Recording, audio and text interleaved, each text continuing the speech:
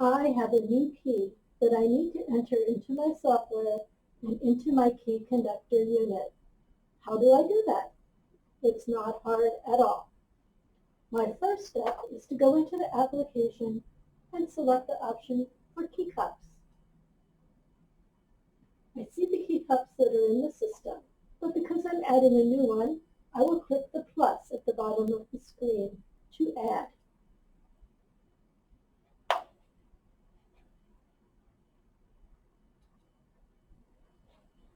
Now I will select information about my key. The label is how I refer to the key in the software and on the machine. So that will be a number from 1 to 4 digits. I have a number for my key. And I could give it a description if I wanted to in text. I'm going to call it new key. And now I have a barcode on my key fob for this key. I could type into this space in the software the barcode, but it's so much easier to scan it. So I'm going to take my fob and take my barcode scanner and shoot it with the scanner. And that's the same as if I typed it. If you notice, it populates it in the barcode field. I'm going to say save to save what I've put in so far.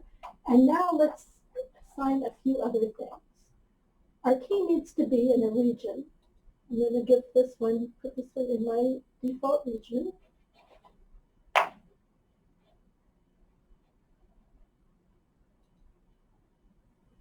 And I'm going to assign my key to the groups that I have. Remember that groups are just a way to put users together into logical groupings.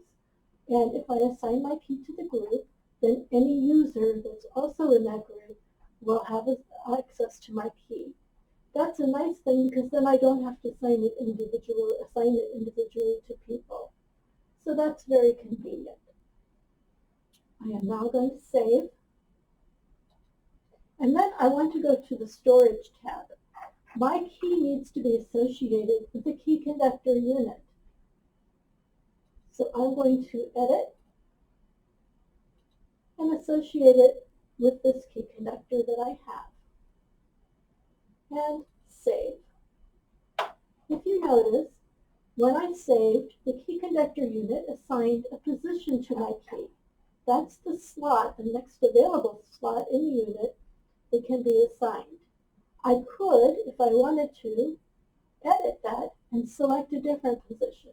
But in this case, I'm happy with what the system assigned.